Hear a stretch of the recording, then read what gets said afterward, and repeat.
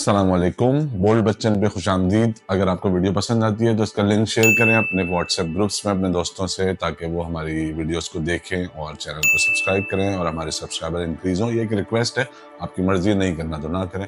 ज़ाहिर है कोई चीज़ अच्छी लगती है तो आप शेयर करते, नहीं लगती तो नहीं करते। बकरीद आने वाली है और बकरीद में कुछ दिन रह गए और सुना ये है कि कराची की जो मवेशी मंडी है वहाँ बहुत सूना है, मंदी का आलम है, यानी कि मार्केट इतनी उठी नहीं है। तो मार्केट क्यों नहीं उठी, मुझे तो ये समझ में नहीं आ रहा। हालांकि मुल्क इतना खुशहाल हो गया, तरक्की हो गई है, लोगों के प्राइस बॉन्ड निकल रहे हैं, हर बंदा जो है वो रोजाना के लाखों रुपए कमा रहा है और गुर्बत खत्म हो गई पाकिस्तान से, तो फिर मवेशी क्यों नहीं बिक रहे? अजीब सी बात है। इससे ज्यादा खुशहाल पाकिस्तान कभी नहीं हुआ जितना आज है। और कराची में तो खुशहाली वैसे ही ज्यादा होती है क्योंकि वहाँ कारोबारी लोग रहते हैं। तो कराची में अगर मवेशी मंडी नहीं चली तो लाहौर में क्या चलेगी, और पिंडी में क्या चलेगी, और पेशावर में क्या चलेगी?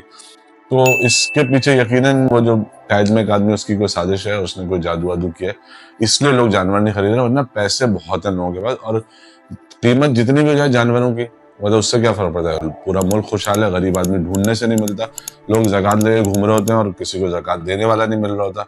तो ये कोई इंडिकेटर नहीं होता, इससे पता नहीं चलता। मतलब अगर कोई लोग मवेशी नहीं खरीद रहे कुर्बानी के लिए बकरीद पे, तो इससे थोड़ी पता चल रहा है मुल्क की इकोनॉमिक्स का क्या सूरत हाल है, माशी सूरत हाल मुल्क की है क्या एक्चुअली, इससे नहीं पता चलता। ये तो ऐसी फजूल लोग इस तरह की बकवास बातें करते रहते हैं, वरना तो सब कुछ जबरदस्त बेहतरीन हो रहा है पाकिस्तान के अंदर। मुझे इस पे बात नहीं करनी थी एक्चुअली। बात ये करनी थी कि हर साल बकरीद तो मैं कोई ना कोई लोगों से भी बात करता हूँ और समझाने की कोशिश भी करता हूँ। आपने कुछ देखे होंगे अपने खानदान में, लोग ऐसे होते हैं जो बकरीद का गोश्त नहीं खाते, उनके लिए चिकन मंगवाई जाती है बकरीद के दिन।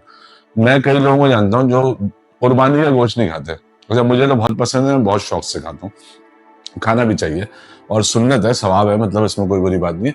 आप बांटें जरूर, बहुत ज्यादा हिस्सा उसका बांटें, मुस्तहिक लोगों को दें। हमारे अब्बा ये कहते थे कि कुर्बानी का गोश्त देते वक्त दो चीजों का ख्याल रखो, और हमेशा उन्होंने ताकीद की और करवाया इस पर अमल। वो एक पहली चीज कि जिसके घर कुर्बानी नहीं हुई है उसको दो गोश्त, पहले नंबर पे वो है। दूसरे नंबर पे वो शख्स है जिसके घर में अफराज ज्यादा है, उसको दो, और मिकदार से ज्यादा दो। अगर तुमने एक पोर्शन बनाया हुआ है कि जी इतने किलो का एक हमने पोर्शन बनाया हुआ है और इतना देने, तो अब्बा कहते तो उसको डबल कर दो। अगर किसी घर में कुर्बानी नहीं हुई है तो उसको डबल दो, और जिसके घर में अफराज ज्यादा है उसको डबल दो।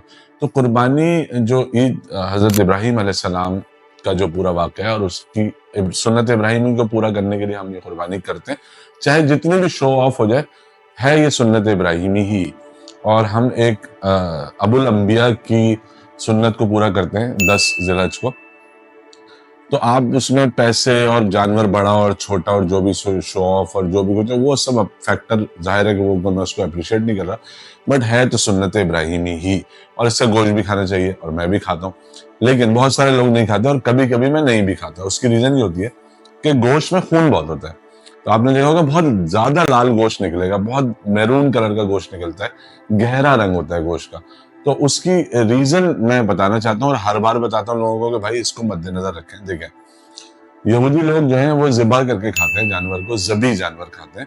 अच्छा, और मुसलमान ज़बी जानवर खाते हैं। ईसाई और दीगर लोग जो हैं वो जानवर पूरा झटका खा लेते हैं, यानी पूरी गर्दन तन से जुदा एक दफा में कर दी जाए, जितना खून निकला निकला, और उसके बाद खाल उतारी और गोश्त बना दिया। ये हो गया झटके का गोश्त, जो कि हराम है, यहूदी भी नहीं खाते। अब झटके का गोश्त में टेक्निकली छुरी फेरने में, ज़िबा करने में और ज़बी जानवर में क्या फर्क है? एक तो एक अल्लाह का नाम लेना जरूरी है, और पूरी जो खास तौर पर कुर्बानी जब 10 ज़िलहज को आप ईद उल अज़हा पे कुर्बानी करते हैं तो उसकी पूरी आयात है और पूरा उसका एक मसनून तरीका, उसको ही फॉलो करना है।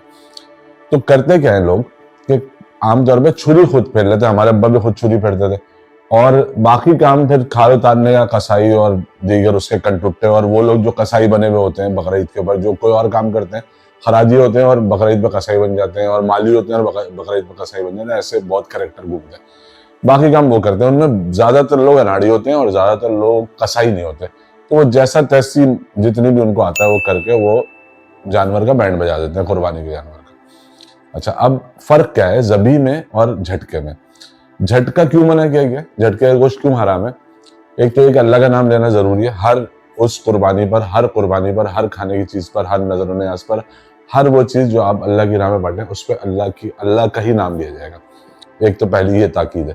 दूसरी बात यह है कि जब ज़िबा किया जाए तो आधी गर्दन काटी जाए, जो सुन्नत तरीका है। आधी गर्दन काटने का मतलब है, आधी गर्दन का मतलब है शहरक काटना, यानी यूं करके आपने आधी गर्दन यहाँ तक काट दी। हराम मगज नहीं काटना। अच्छा, हराम मगज काटना हराम है। उस मगज को, यानी जो स्पाइनल कॉर्ड होती है, जो दिमाग से रीढ़ की हड्डी में एक व्हाइट कलर की ट्यूब नुमा गोल पाइप जा रहा होता है, उसको नहीं काटना होता। उसको इसलिए नहीं काटना होता कि अगर जानवर को फौरी तौर पे वो भी काट दिया जाए तो ब्रेन का और बॉडी का जो नर्वस कनेक्शन है थ्रू स्पाइनल कॉर्ड है वो खत्म हो जाएगा। जब वो खत्म होगा तो बॉडी हो जाएगी डेड, और बॉडी ब्लीड नहीं कर पाएगी, ब्लीड आउट नहीं कर पाएगी खून को, जिसके नतीजे में उसके जिस्म में, गोश्त में खून रह जाएगा। खून को निकालना क्यों जरूरी है? खून बहुत जरूरी है जिंदगी के लिए, जिंदा रहने के लिए, और खून पूरे जिस्म के निजाम को चलाता है, और वो सारा मेजर काम खून का ही होता है, जिसकी वजह से हम चलते फिरते हैं और सांस लेते हैं और जो भी कुछ ग्रो करते हैं। खून नजस अकबर है, यानी जो दीगर नजासतें इंसान खारिज करता है, फुजला और हवाई जरूरी के वक्त जो चीजें इंसान खारिज करता है अपने जिस्म से, उनसे ज्यादा नजस होता है खून। नजस अकबर कहा गया खून को। यानी इतनी नजस चीज है कि उसको आप मुंह में नहीं ले सकते, उसको हाथ भी लगाएं तो धोएं, हाथ पाक करें अपने आप को।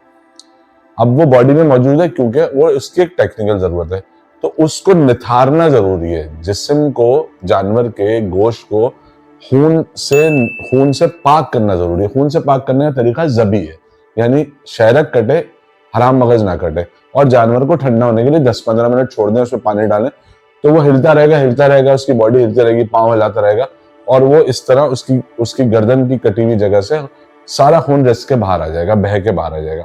जानवर बिल्कुल ठीक हो जाएगा, गोश्त भी बिल्कुल ठीक रहेगा, पिंक कलर का गोश्त नहीं रहेगा।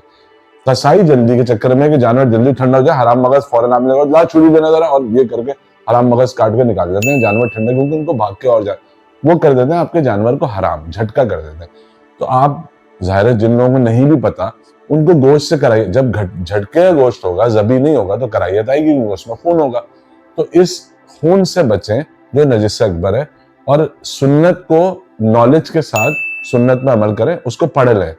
जबी का तरीका क्या, खुद जाके पढ़ लें, मेरी बात पर मत यकीन करें। किताबें जरा सी खंगाल लें, लाखों रुपए का जानवर ला रहे हैं, क्यों झटका करके खा रहे हैं, क्यों उसको हराम करके खा रहे हैं? भाई कुर्बानी करें, जबी करें और हलाल करके खाएं, ताकि आपकी कुर्बानी भी कबूल हो और खाने में मजा भी आए। अल्लाह हाफिज।